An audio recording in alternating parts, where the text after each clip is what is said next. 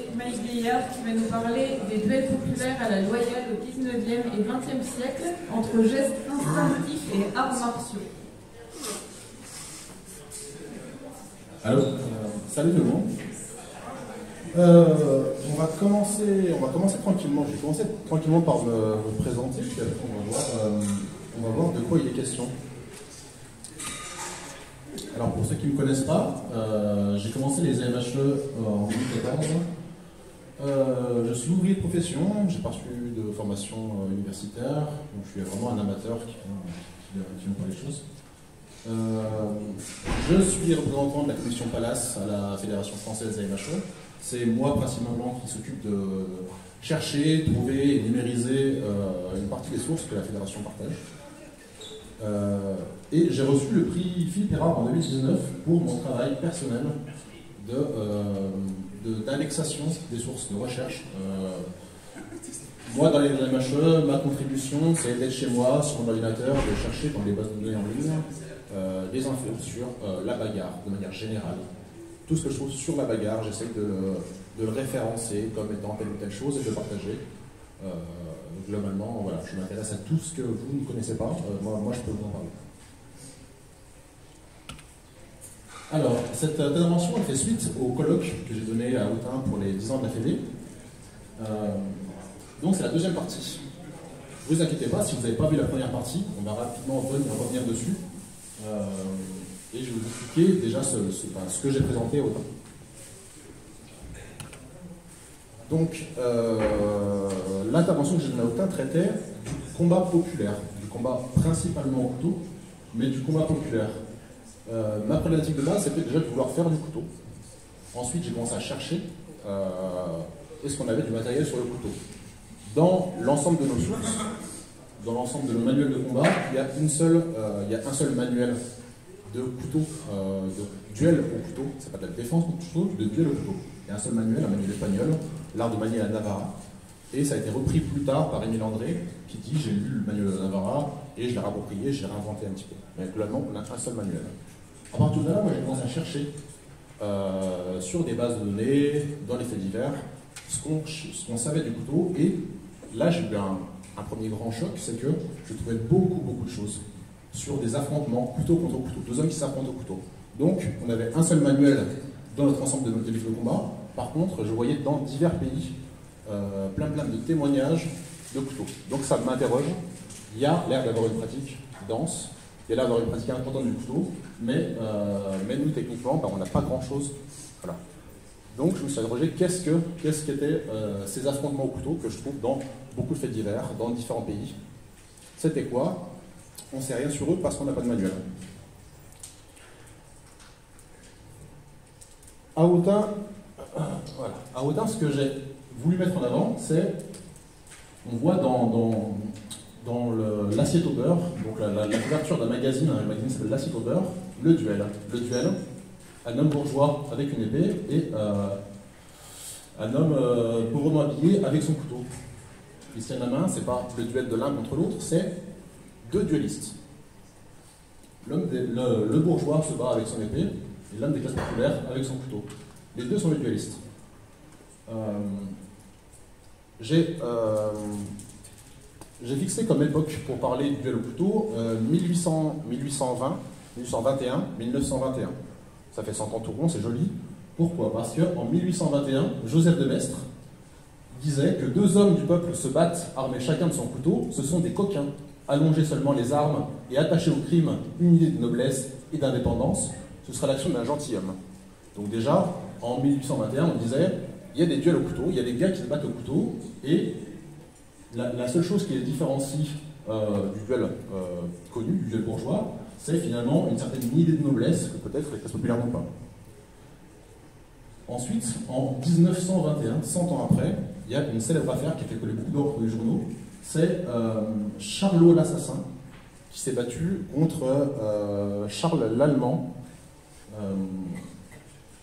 Ils se sont battus au couteau et il y a eu un célèbre procès puisque celui qui avait tué son adversaire lors d'un duel s'est défendu en disant c'est pas un homicide, vous m'accusez d'homicide, ce n'est pas un homicide, c'est un duel. Et il a expliqué, et sa défense était on a on a fait exactement le même rituel que pour le duel bourgeois. On a fait exactement la même chose. Donc, on a cherché des témoins, on s'est donné rendez-vous, on a été acheter 2 couteaux identiques, on a chauffé les lames pour pas qu'il y ait d'infection suite aux plaies. On n'a pas cherché à se battre, il a eu du mal à prouver, à se tuer. On n'a pas cherché à se tuer, on a cherché à se blesser, comme vous le faites. Et effectivement, il y a eu un malheureux incident puisque son adversaire s'est fait transpercer le bras, mais ça a transpercé aussi la poitrine derrière. Ça a passé le bras et la poitrine. Après, ils ont été boire un coup ensemble. Le gars était un peu blessé, mais ça allait. Mais en fait, le lendemain il était mort. Donc, il s'est défendu en disant, nous aussi, c'est un duel. Et donc, la question de ce procès, c'est, est-ce qu'on accepte de dire que les classes populaires ont le droit au duel? Ont le droit, l'honneur, ont le droit au duel. Est-ce qu'on accepte qu'ils ont fait un duel? Donc, dans cette affaire-là, on voit qu'il y a des duels qui sont réglementés, qu'il y a des conventions, que les deux hommes se mettent d'accord. Donc, on est vraiment... Il y a un cadre, c'est pas on saute dessus de façon violente. On met un cadre, on s'autorise à faire des choses. On ne cherche pas forcément à se tuer. Donc, on voit qu'on n'est pas simplement sur de la bagarre au couteau. Dans les tavernes, on saute dessus, on sort le couteau de table, et on saute dessus, on s'entretue. Il y avait des duels qui avaient un cadre. Et donc, à partir de 1820-1830, on commence à trouver beaucoup de faits divers qui traitent des duels au couteau, surtout d'affaires, de faits divers dans la presse, de gens qui sont affrontés. Donc moi, à partir de ça, je vais essayer de voir ce qu'on peut en dire. Revenons rapidement sur l'affaire, justement, sur l'affaire Charles l'Allemand contre son adversaire, Maurice Pinto, Maurice la Terreur, contre Charlot l'Assassin. Déjà, le tribunal leur a dit, mais avec des noms comme ça, Maurice la Terreur et Charlot l'Assassin, vous voulez nous faire croire que vous êtes des honnêtes hommes, voilà, vous n'êtes pas juste des truands. Effectivement, c'était compliqué. Hein. En plus, il y en a un des deux qui était des artistes, mais en fait, qui était sûrement souteneur. Il se battait sûrement pour une des filles. C'est un cas compliqué. Donc, l'avocat général, on a les détails de l'affaire, on a les détails de comment ça a été jugé, et c'est ça qui m'intéresse. L'avocat général, c'est ce qu'on voit ici, dit « Vous ne voudrez pas que par un acquittement, vous ne donnerez pas à ces gens-là la possibilité d'assimiler leur honneur au vôtre. » Déjà, dans le premier manuel de Savates, on parle du duel populaire. Donc sur l'espace parisien, on a du duel au couteau et on a aussi du duel à la savate, à peu près sur la même époque. Et le premier manuel qu'on connaît de Savates, le père Charlemont disait, Michel Casseux dit Pisseux, la méthode qu'il propose, le livre qu'il enseigne en salle, en fait c'est un gars qui vient des mauvais quartiers, son père était boulanger, il vient des mauvais quartiers, étant jeune il s'est beaucoup battu, et la méthode qu'il propose et qu'il enseigne en salle à un public bourgeois, c'est les meilleurs coups qu'il a vus dans la rue. Il se battait, il a appris à se battre dans la rue, il a gardé les meilleurs coups qu'il a observés, et à partir de là, il a créé une méthode qu'il enseigne à des bourgeois. Allez voir le livre de Michel Casseux, allez pas voir la méthode, allez voir l'introduction. L'introduction, elle sert à légitimer la savate, en disant, la savate, il faut qu'on la détache de cette idée de « ça vient de la rue, c'est sale, c'est les mauvais gens qui font ça ». Toute l'introduction sert à dénigrer les classes populaires en disant que c'est de la racaille, puis à dire « oui, mais j'ai un tel qui vient à mon club, j'ai un tel qui sont plus ou moins riches qui vient à mon club ». Il légitime sa méthode en disant « j'ai un tel qui a tel et tel argent qui vient dans ma salle ». Donc c'est cracher sur ce qui se faisait avant pour donner des lettres de noblesse à une nouvelle pratique. Dans l'introduction, on écrit les anciens pratiquants de savate, maintenant avec notre nouvelle méthode des biens, les anciens pratiquants de savate étaient abjects et méchants. La savate était ignorée de tous les gens estimables. Ils étaient pratiqués dans des lieux ignobles et pratiqués par ces sortes de gens. Michel Pisseux a tiré de l'ornière un art qui semblait fait pour les gens dépravés ou qui a inculqué ses salutaires leçons aux plus nobles comme aux plus riches. Exactement ça, on a ces sortes de gens. C'est exactement la même chose que ces gens-là. On voit le mépris et tirer de l'ornière un art des plus pauvres pour les enseigner aux plus nobles comme aux plus riches. Donc, les duels populaires, la vraie problématique, c'est un problème de classe. C'est un problème, si on a peu d'infos sur ça, c'est peut-être pas la qualité, c'est plutôt un mépris de classe. Le couteau n'est pas reconnu comme un duel. Le combat au couteau n'est pas reconnu comme un duel, c'est pas reconnu comme une arme noble. Le problème, c'est pas le couteau. Le problème, c'est qui la pratique et le mépris qu'on a pour les gens qui la pratiquent. Voilà ce que j'ai voulu mettre en avant au colloque d'Autun. Toute la deuxième partie que j'ai pas pu présenter à Autun pose la question, on va le voir ensemble, pose la question de finalement c'est quoi? Le duel au couteau c'est quoi? On y faisait quoi? Est-ce qu'il y avait des techniques? Est-ce qu'il y avait un savoir-faire? On partait à la base de la comparaison entre l'homme bourgeois qui pratique l'escrime en salle, qui reçoit un enseignement d'un maître, qui va s'entraîner régulièrement à la salle, et le combattant qui est un ouvrier, qui n'a pas de pratique sportive ou martiale à côté, et qui défie quelqu'un. Je vais rapidement vous présenter mon corpus. Donc, je vous ai dit que que je recherche des informations sur Internet, sur des sites de numérisation en ligne, à partir de mots-clés.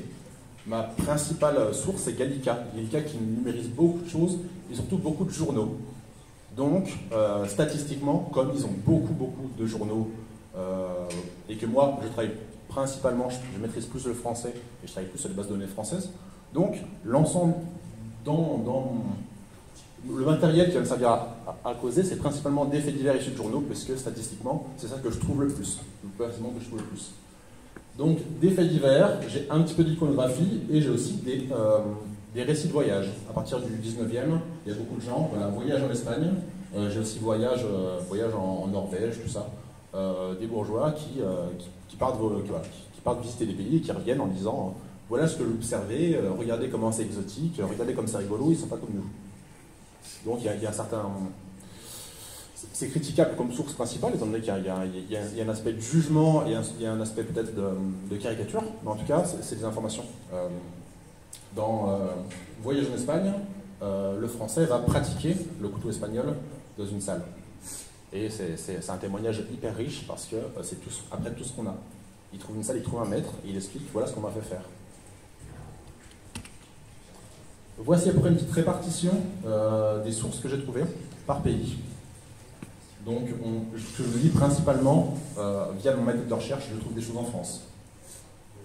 Donc, j'ai 378 références, voilà, 314 sur le couteau, 64 pour la savate. 223 sont des faits divers, 85 illustrations, et je connais que 3 auteurs qui ont fait des publications scientifiques sur le sujet de la violence et du combat au couteau. Donc un sur les îles Ioniennes britanniques en Grèce, un autre sur Rome, et l'autre sur la violence à Amsterdam et les cas d'agression et de violence à Amsterdam. Donc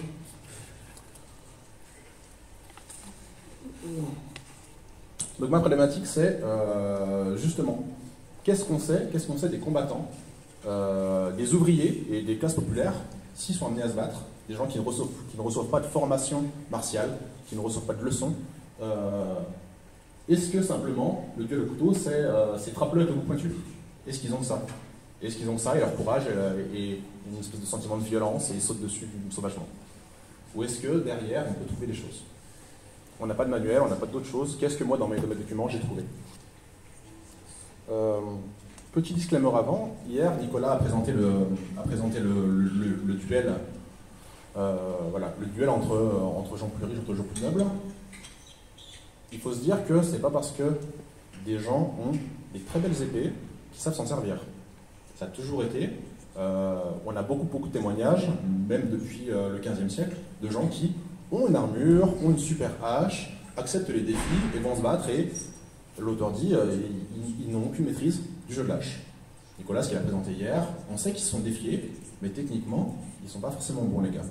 Les quelques rares vidéos qui nous restent aussi des derniers duels qu'il y a eu en France, allez les regarder, hein, c'est hyper intéressant. En tant que pratiquant, on a beaucoup de fantasmes du chevalier qui est hyper technique, qui est hyper esthétique, qui est hyper beau, du super technicien, de Zorro qui est magnifique à voir combattre. La réalité, c'est pas parce qu'on a une épée qu'on sait bien s'en servir. Et les derniers duels qu'il y a eu en France, les deux gars sont là, ils font et rien d'autre. Il se passe rien du tout. Dans le temps, il y en a un, il fait c'est bon, je suis un peu blessé, c'est fini. Il n'y a rien. Donc, on va s'interroger sur les meilleurs, comme en escrime à l'épée, On regarde les meilleurs, on ne regarde pas celui qui ne sait rien en faire de son épée. On va regarder ceux où il y a des réels cartes. Donc c'est pas possible. Je ne vais pas vous dire que tous les ouvriers étaient des super techniciens à l'épée, mais on va essayer de parler de ceux qui savent faire des choses. Alors, on va commencer par un petit jeu. Il y a 6 illustrations.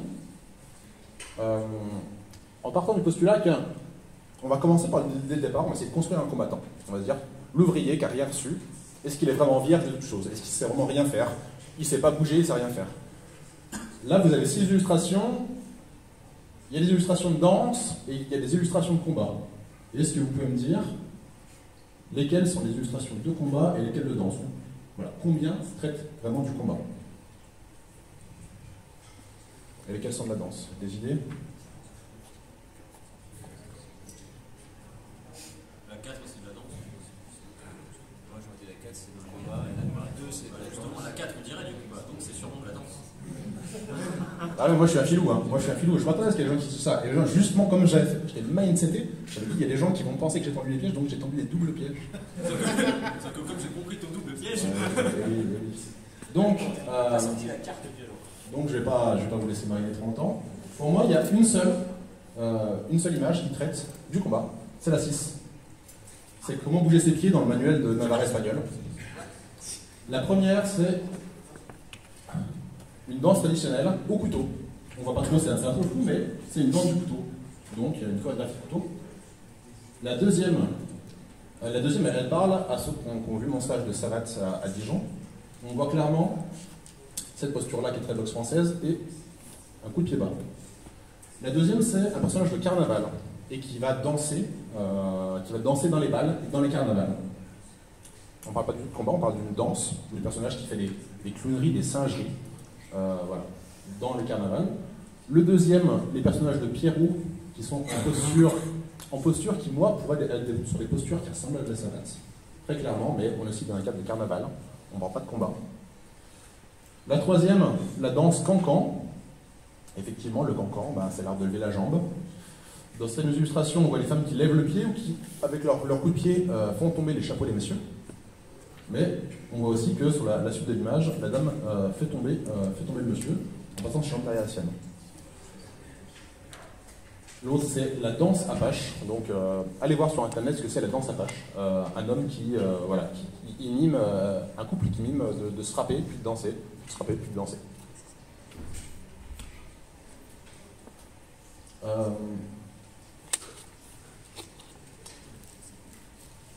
Donc, ça dit quoi? Ça dit quoi? Pourquoi je vous ai montré ces images de danse et de couteau? C'est que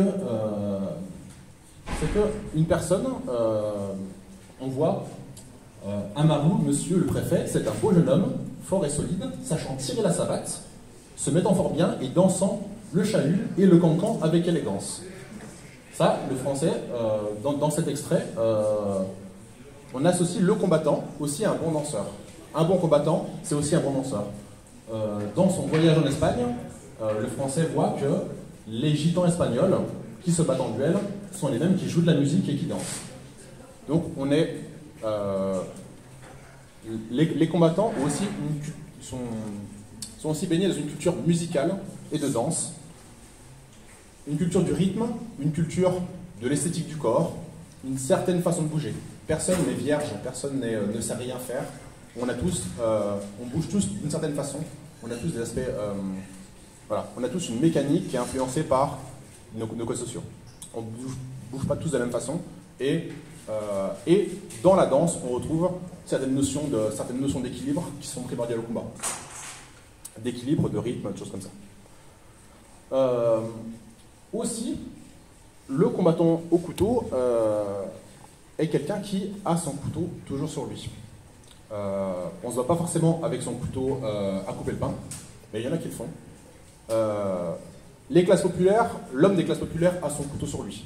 Il le connaît, c'est son couteau qui lui sert à travailler, qui lui sert à bricoler. Il en connaît le poids, l'équilibre exact. Il travaille régulièrement avec, il sait exactement comment le tenir. Il connaît son tranchant, c'est lui qui l'aiguise.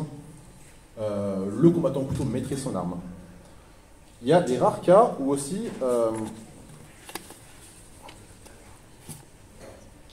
il y a des rares cas où des gens qui travaillent avec un couteau toute la journée, ils passent leur journée à travailler du couteau, sont défiés en duel. En Grèce, on a Estatis Skonias, boucher grec, qui est défié en duel. Il se met en garde et dès son deuxième coup, tranche net l'oreille de son adversaire. On a aussi un barbier espagnol qui est provoqué en 1843 et il est dit qu'il a vraiment dévisagé et ruiné le visage de son adversaire, qui était un vendeur de cigarettes, en disant ils ont vraiment tort de. Enfin, l'auteur dit ils ont vraiment tort de provoquer quelqu'un qui passe la journée à travailler avec le couteau. On va faire ça. Donc, si on enlève l'aspect combat, on sait, il y a des gens qui savent déjà bouger correctement, et ils connaissent exactement, ils connaissent très bien et ils maîtrisent leur outil, même s'ils ne combattent pas. On a aussi une culture des cicatrices. Une culture des cicatrices qui est liée à la dextérité. On cherche à marquer le visage de l'autre la plupart du temps. Comme je vous ai dit, il y a des conventions de duel, pas partout, des fois c'est le duel à mort, mais régulièrement on a des conventions de duel, et dans cette convention on cherche à marquer le visage et pas à tuer. Donc on cherche la dextérité. Dans les combats, on cherche la précision à marquer l'autre. Il y a une certaine notion de l'honneur et de la valeur par la dextérité. Donc on ne peut pas être sur de la violence. On est sur quelque chose sur une volonté d'être fin dans ce qu'on fait, dans le duel, dans le combat. Donc, est-ce qu'il y a un intérêt martial? Est-ce qu'on trouve des techniques? On trouve une technique qui est vraiment décrite. Un cas qui s'est passé à Grenoble, le caïd de Trécloître, l'officier de la police qui l'a attrapé pour 5 affaires de meurtre au couteau, dit son combo, son tricks, il faisait tout le temps la même chose. Il provoquait en tombant le couteau en avant, largement, et il attendait qu'on vienne lui saisir la main. Il provoquait. Et dès que la personne approchait pour lui saisir le poignet et attraper son couteau, hop, il lançait le couteau dans l'autre main qui rattrapait et il donnait un coup de taille au ventre. Toutes ces victimes ont la même blessure, sur le même angle. Ils faisaient toujours la même technique. C'est comme ça qu'on l'a attrapé d'ailleurs. C'est comme ça qu'on a pu lui remettre sur le dos. Donc, il y a des gens qui ont l'habitude du combat et trouvent des techniques qui fonctionnent, trouvent des tricks, trouvent des combos. Dans les duels au couteau et dans le manuel espagnol qu'on trouve, il y a beaucoup de ruses, il y a beaucoup de techniques en utilisant faire traîner quelque chose par terre, et dès qu'il marche dessus, on tire, lui jeter quelque chose au visage, détourner son attention, détourner son regard, faire semblant de faire tomber son arme et la rattraper au dernier moment pour le frapper. Il y a beaucoup de petites choses, mais c'est des gens qui ont éprouvé ça, qui se sont battus, qui ont éprouvé ça, qui trouvent que ça fonctionne et qui le ressortent régulièrement. Donc, il y a des techniques qui sont sûrement issues de l'expérimentation, mais il y a des gens qui savent faire des choses. On ne jette pas dessus sans savoir ce qu'on fait. Il y a des gens qui ont essayé, et comme ça marche, ben, ils répètent. Maintenant, est-ce qu'on peut appeler ça un art martial? Parce que est-ce qu'on trouve des entraînements? Dans l'art de la savate par Michel Casseux, il est dit qu'avant la transmission de maître à élève, avant la pratique en salle, les pratiquants de savate se réunissaient dans certaines salles qui n'étaient pas saines de fréquenter. Et là, sans distinction de coups, sans division réglée, ils s'essayaient à se donner des coups, à les parer, et cela sans les raisonner et sans les approfondir. Ce texte-là parle de deux choses. Déjà de salle clandestine, puisque déjà le duel en lui-même, le duel populaire, il est interdit. Donc si on doit faire dans la rue, il y a un policier qui passe par là qui t'arrête. S'il y a des gens qui se regroupent pour jouer à se bagarrer, c'est interdit. Même, on a même une époque où la boxe sportive est interdite, il y a eu des matchs de boxe anglaise. La France ne supporte pas la boxe anglaise, elle est trop violente. C'est pour ça que la boxe française, il faut l'esthétiser plus tard.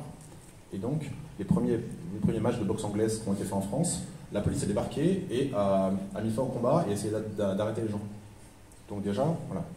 Donc, on peut se poser la question, est-ce qu'il n'y a pas des salles clandestines? Ce texte-là dit qu'il y a certaines salles. Et donc, il y a des gens qui se regroupent, pas pour se battre en duel, mais pour s'entraîner, pour essayer de s'échanger des coups, simplement. Il y en a un qui attaque, l'autre qui essaie de parer comme il peut, et en faisant ça régulièrement, avec la pratique, on acquiert des notions d'équilibre, de distance, de comment se positionner. On peut peut-être se permettre d'essayer des choses en combat réel qu'on n'essayerait pas directement en combat réel, en disant si ça marche pas, ben c'est fini. D'essayer des choses, de voir ce qui passe pas. On a pas mal de cas aussi intéressants.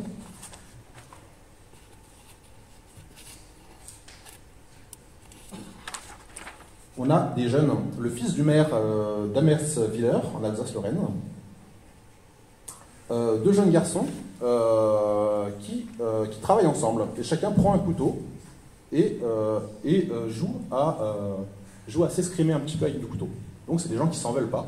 Ils sont sur le lieu de travail, ils s'ennuient un petit peu, ils disent aux copains, prends un couteau, viens, on va jouer un petit peu.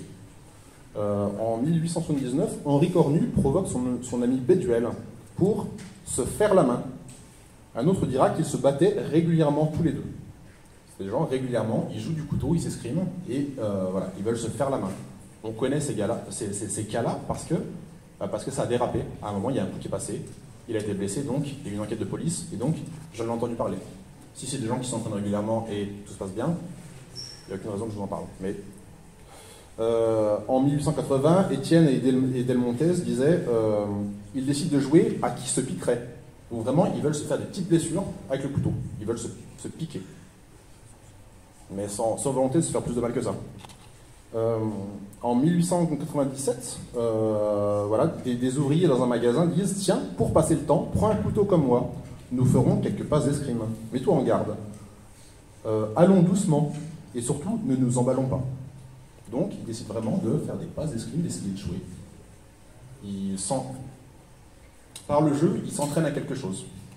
Est-ce qu'ils s'entraînent pour une situation de combat réel qui pourrait avoir lieu plus tard, peut-être, dans une culture où régulièrement, ils savent qu'il y a des duels qui se font, ils savent qu'il y a des duels d'honneur, et peut-être qu'un jour, ils auront affaire à un duel d'honneur, ou alors, voilà, ils auront à se défendre au couteau.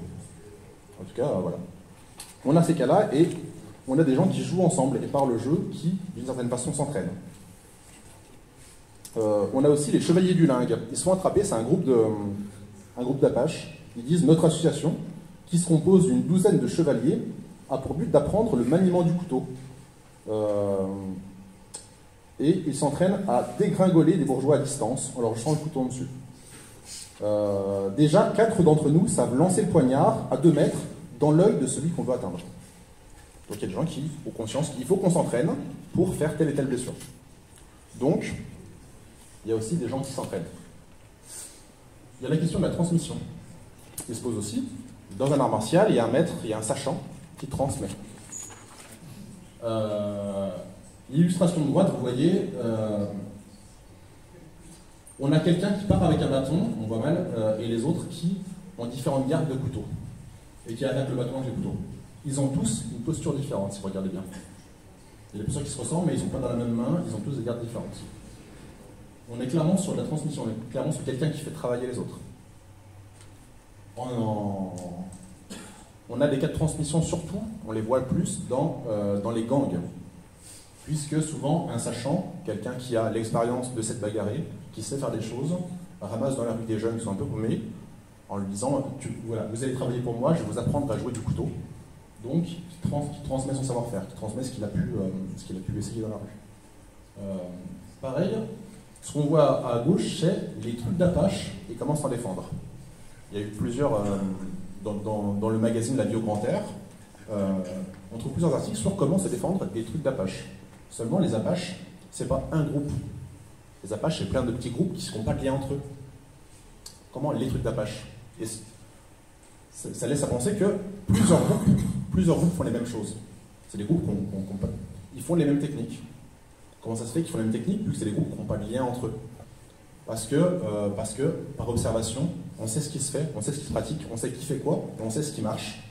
Donc, par le bouche à oreille, par l'observation, en voyant ce que les autres groupes font, et en se disant « Tiens, ça c'est efficace, ça marche bien », on est comme dans le cas de Michel Pisseux, qui a observé les coups dans la rue, et qu'on a fait une méthode.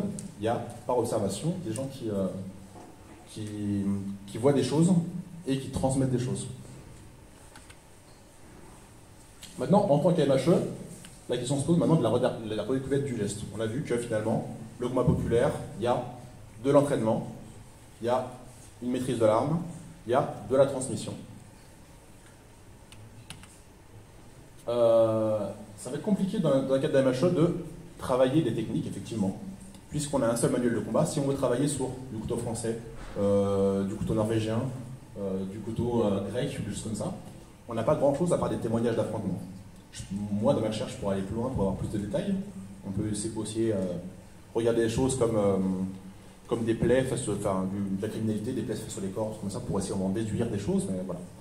Ce qu'on peut essayer par contre, c'est déjà d'avoir un simulateur correct, de trouver une arme qui ressemble à l'arme qu'on utilisait. Vous voyez, le stylet de Ravenne et le couteau piémontais, qui n'ont pas du tout la même forme, qui peuvent nous donner une idée déjà, si on a un simulateur correct, de comment ça bouge, comment ça se déplace, qu'est-ce qu'on en fait. Ce que vous voyez en haut à droite, ces pièces de monnaie-là, c'est pour du combat où on cherche à se tailler des visages. On a pris des pièces qu'on a découpées en étoiles pour que les bords soient un peu rapants et tranchants, et on cherche que à se tailler des visages. Ce qu'on voit tout à gauche, c'est ce qui se faisait dans les pays nordiques. On est attaché, nombril contre nombril, chacun attache sa ceinture à la ceinture de l'autre. Donc on est collé ventre contre ventre, et on a chacun son couteau. On n'utilise que on plante son couteau dans la table et on n'utilise que la partie qui s'est plantée dans la table. On plante son couteau, on met de la corde autour ou du cuir, et on le ressort. Donc finalement, on va avoir en main que la pointe. Et que la pointe qui pourra rentrer, qui pourra blesser. Ce qui fait que sur un estoc, on peut rentrer finalement qu'une petite partie. On ne peut pas mettre donc des stocks très, très dangereux. On ne peut pas peut-être atteindre le cœur avec si peu de lames. Et donc on cherche à se tailler de haut sang. Voilà, nombril contre nombril avec une petite extrémité de couteau. En fait, ça c'est pour dire qu'on a des configurations de combat. On peut recréer et respecter ces configurations de combat. Ce qui limite, si voilà, le duel à la cape et au chapeau, on a des configurations qui limitent le nombre de gestes possibles déjà. En respectant ces cadres-là, en essayant de comprendre le contexte, déjà, le nombre de gestes qu'on va se permettre de faire. Si on travaille que le visage, voilà, ça limite le nombre de gestes. Si on travaille dans cette configuration nombril contre nombril, il y a certains gestes qu'on ne pourra pas faire non plus. Donc, en respectant un certain nombre de paramètres, on pourra quand même se rapprocher d'un ensemble technique, d'un ensemble de gestes plus ou moins proche de la réalité.